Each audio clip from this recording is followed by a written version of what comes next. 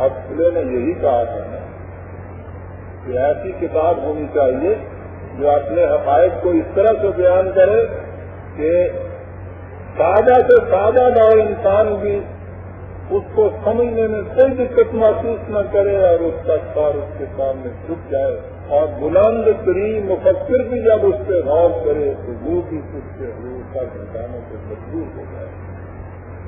2 لفظ قرآن کریم ہے اور یہ جو قرآن کریم نے حقیقت پیش کی ہے یہ ستاروں کی ایک ہی جگہ اس کو نہیں کہا, متعدد مقامات پر اس کو دوہرایا شان نے.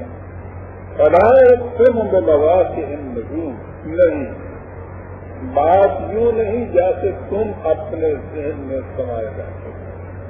کیا اندازہ قرآن کا, یوں نہیں بات یوں ہے کہ میں اپنے دعوے کی شہادت میں ستاروں کی گزرگاہوں کو پیش کرتا ہوں.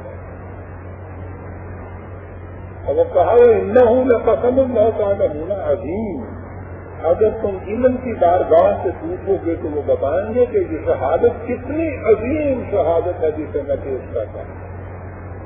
1400 سال پہلے کہا جا رہا ہے کہ علم کی بارگاہوں سے تم پوچھو گے تو وہ بتائیں گے کہ یہ جو شہادت میں پیش کر رہا ہوں آسمانی کروں کی گزرگاہوں کی, یہ کتنی عظیم شہادت ہے. اس بات کے لیے بطور شہادت اس کو پیش کر رہا ہوں, اس بات کے لیے کہ انہو لقرآن کریم, یہ ضابطہ ہدایت بڑی ہی عزتوں سے بخشنے والا ضابطہ ہے جو میں دیا جا رہا ہے.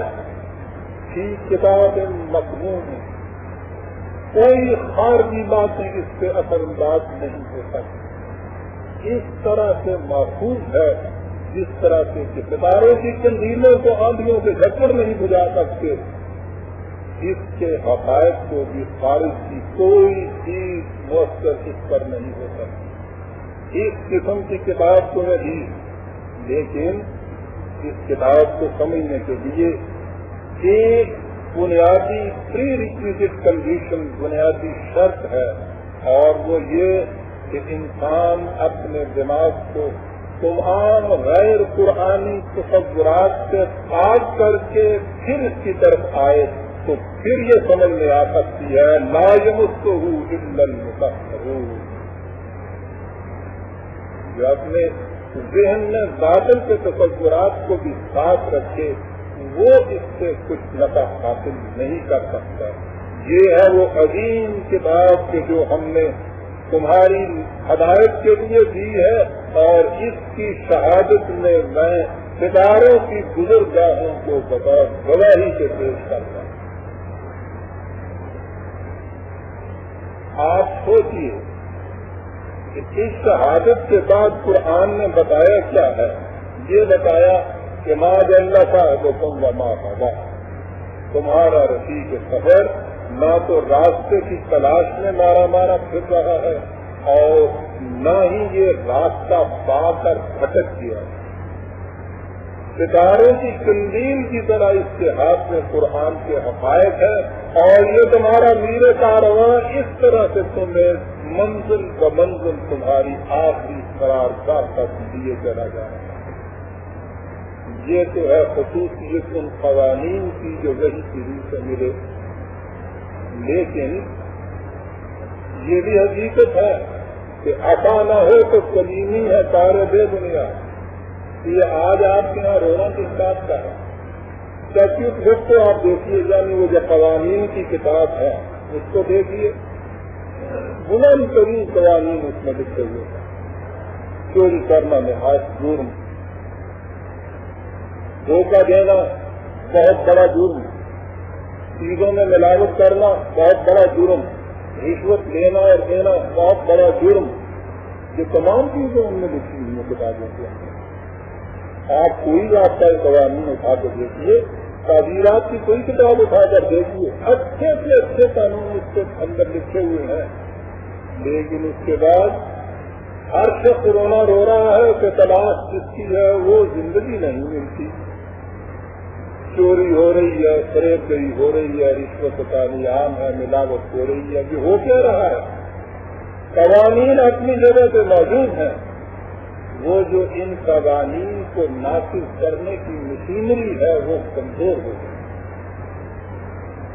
قانون کے ساتھ قوت نافذ اتنی زیادہ مضبوط، مستحکم اور غیر متاثر ہونی چاہیے کہ جو ٹھیک اپنے قوانین کو نافذ کر سکے۔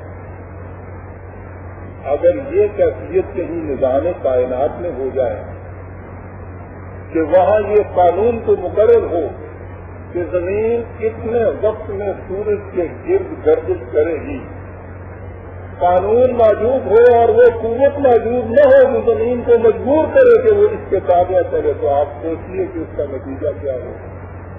قانون گھرے پر گھر آ جائے گا، اس کا کوئی نتیجہ ہی نہیں نکلے گا، کائنات کا اخلاق ہو جائے گی۔ وہی فساد جو آج کی انسانوں کی دنیا کے اندر ایک انسان کو دوسرے انسان سے ٹکرا رہا ہے، وہی قانون ایک کرے تو دوسرے کرے کے ساتھ ٹکراتا ہوا چلا جائے گا، کیونکہ پیچھے قوت نافذہ نہیں ہے۔ اور یہ کہنے کے بعد اگلا ٹکڑا یہ کہا کہ علمہ شدید القویٰ، یہ قوانین اس خدا نے اس نبی کو سکھائے ہیں کہ جو بڑی قوتوں کا مالک ہے، ذو القوۃ المتین، محکم قوتوں کا مالک خدا۔ یہی نہیں ہے کہ اس نے قوانین دے دیے اور اس کے بعد کمزور اتنا ہے کہ ان قوانین کو نافذ کرنے کی قوت ہی اس کے اندر نہیں ہے، بڑی گہری قوتوں کا مالک ہے۔ یہ کس مقصد کے لیے یہ قوانین؟ عام طور پہ ہمارے ذہنوں میں تو یہ ہے نا کہ حکومت اس لیے ہوتی ہے کہ اپنا اقتدار دوسروں سے منگوائے، وہ کہے کہ ہم حاکم ہیں، ہمارا حکم ماننا ہوگا، اپنا فیصلہ ہمارا ماننا ہوگا، یعنی اور کوئی مقصد نہیں، بحث جمانی ہوگی، ہمارے سامنے کوئی سر نہیں اٹھا سکتا، کوئی بول نہیں سکتا۔ خدا نے جو قوانین دی ہیں اس سے یہ مقصد نہیں ہے،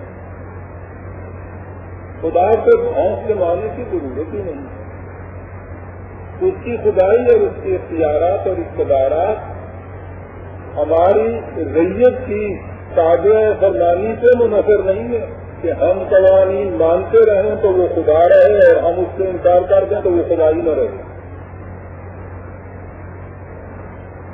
وہ باہر حال ہے، باہر جائے خدا ہے، اس کی حکمرانی میں کبھی فرق ہی نہیں آ سکتا، کوئی انسان مانے یا نہ مانے۔ اس لیے اس نے قوانین اس لیے نہیں دیے ہیں کہ انسان مانتے رہیں تاکہ اللہ میاں اس گدی کے اوپر براجمان رہیں۔ اگر یہ انسانوں نے سر اٹھانا شروع کر دیا تو وہ گدی اس سے چل جائے گی، یہ بات نہیں ہے۔ وہ جو اس نے قوانین دیے ہیں ان قوانین کے دینے میں ایک عظیم مقصد ہے، اور وہ مقصد کیا ہے؟ قوانین نہیں ہے برادران عظیم، اسے ہدایت کہا گیا، ڈائریکشن کہا گیا، انسٹرکشن کہا گیا۔ ڈائریکشن آپ کو پتا ہے، ڈاکٹر صاحب جب دوائی دیتے ہیں اس کے اوپر ہدایات لکھی ہوئی 3 گھنٹے کے بعد اس گولی کے ساتھ اس انداز سے یہ پرہیز، یہ کھانا ہے، یہ نہیں کھانا، یہ کہے کہ یہ انسٹرکشن دیتے ہیں اس لیے کہ ان کی صنعت ڈاکٹری کی قائم رہے، وہ صنعت تو موجود ہے، اس لیے کہ اس سے تمہارا بھلا ہوتا ہے، تمہارے دکھوں کا علاج ہوتا ہے ان ڈائریکشن سے، ان ہدایات سے۔ دیکھا نا اردو میں اس کو ڈائریکشن کو دکھائی ہدایات ہوتا ہے۔ قرآن کریم نے یہ جو قوانین دیے ہیں، یہ ڈائریکشن دی ہیں، یہ ہدایات دی ہیں، وہ اس لیے کہ تمہارا بھلا ہو جائے۔ اور بھلا کیا ہے؟ ہر شے کی مناسب نشو و نما ہوتی چلی ہے، زندگی کی ضروریات کی چیزیں ہر فرد کو بلا جگر پاس میں برکتوں سے ملتی چلی